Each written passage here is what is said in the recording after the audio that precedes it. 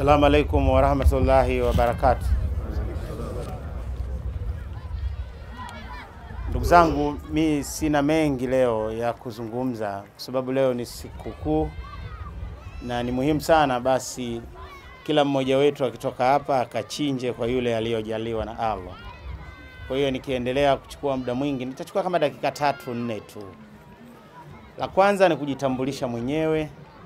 Mimi naitwa Yahaya Nawanda, ni mkuu wa wilaya ya Tabora. Kwa hiyo ndugu zangu, naombeni ushirikiano, tushirikiane kwenye shida na raha, lakini kikubwa tuombeane dua pia. Kwa sababu uongozi pia ni mtihani. Ni mtihani mgumu sana ukipata uongozi ukiwa na umri mdogo.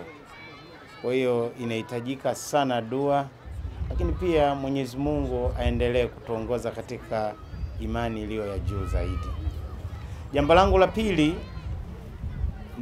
ni kumshukuru tu shehe wangu wa mkoa na shehe wangu wa wilaya na viongozi wote wa mkoa na wilaya kuandaa Idi hii hapa. Imefana kweli na mimi kuniteua au kunichagua kuja kuwa mwakilishi kwenu. Kwa hiyo mimi nawashukuru sana na Mwenyezi Mungu awabariki sana. Ilikuwa ni wito wa haraka sana, lakini nikasema basi ukiitwa na mashehe na viongozi wako wa dini, basi unabudi na wewe kuitikia wito, sababu jambo lenyewe ulioitiwa ni jambo la heri pia. Kwa hiyo unapata na thawabu pia. Kwa hiyo mimi nawashukuruni sana kwa imani kubwa juu yangu. La tatu, Mheshimiwa Mkuu wa Mkoa ameniagiza kwenu. Ameniagiza jambo kubwa, viongozi wa dini na ndugu zangu, kuiombea serikali, kuiombea nchi yetu. Tumuombee rais wetu, mama yetu Samia Suluhu Hassan, awe na afya njema. Lakini na nyie pia muiombee nchi yetu na tuiombee wilaya yetu iwe na amani. Pasipo na amani hatuwezi kufanya kila kitu. Hatuwezi kwenda misikitini, hatuwezi kwenda kama kanisani, hatuwezi kwenda kutafuta riziki. Kwa hiyo mimi naombeni sana viongozi wa dini, basi na nyie wote mliohudhuria hapa, wazazi, walezi, tuwaongoze watoto wetu katika misingi ya imani na misingi thabiti kama alivyofanya Luqman.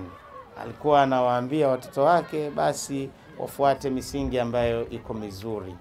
Kwa hiyo na Tabora hapa kwa kipindi kifupi, wahalifu wengi sana ni vijana walio chini ya miaka 18 ambao wako chini ya himaya yetu. Ndio wahalifu wengi sana. Na hao tukiwakamata basi umri unawaruhusu kuwatoa au kuwapa adhabu ndogo. Lakini hawezi kuwa mwizi au hawezi kuwa mhalifu baba usijue wala mama usijue. Kwa hiyo ni nafasi ya kila mmoja wao basi kuchunga familia yake. Kwa sababu pia kama uchungi, huo ni mtihani pia, utakuja kuulizwa mbele ya Allah siku moja. Kama mimi nitakavyoulizwa tu uliongozaje wilaya yako ya Tabora, na wewe utaulizwa uliongozaje familia yako. Kwa hiyo ndugu zangu, ningewaomba sana basi muachunge na muwafundishe yaliyo mema wale watoto wetu, ili wakuwe katika misingi mizuri sana ambayo inampendeza Mwenyezi Mungu. Lingine, mkuu wa mkoa ameniagiza niwaombe ndugu zangu kuchukua tahadhari katika ugonjwa wa corona.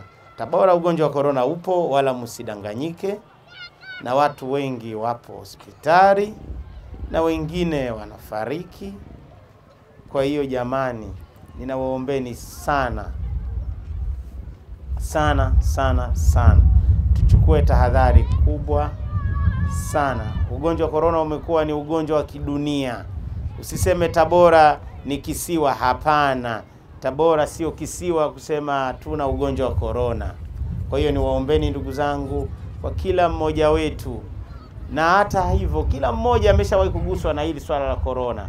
Sio wewe wala sie ndugu yako, inawezekana hata rafiki yako pia ulishawahi au alishawahi kupata ugonjwa wa corona. Kwa hiyo niwaombe ndugu zangu, kwenye mikusanyiko basi kikupendeza, sio vibaya ukivaa barakoa, basi ukatembea na sanitizer au kitakasha mikono, kwa sababu hata kwenye Uislamu umesema sio tu jambo la kuendelea, kwa sababu hata ugonjwa wa corona, alislam nadhifu, inabidi tuwe wasafi muda wote. Kinawa kabla ya kula, unawe mikono, lakini tuache sana kama tupunguze zaidi kupiana mikono, na tujitahidi sana kunawa maji tiririka.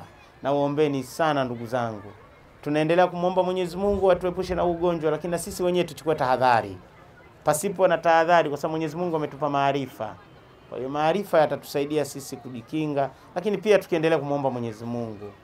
Baada ya hayo, mimi nawashukuruni sana ndugu zangu, nawatakia Idi njema, na niwaambie tu sisi kama serikali tumejipanga vizuri kusherehekea vizuri. Tumeweka ulinzi mkubwa sana. Kwa wale wote ambao watahatarisha, basi watajihatarishia wenyewe.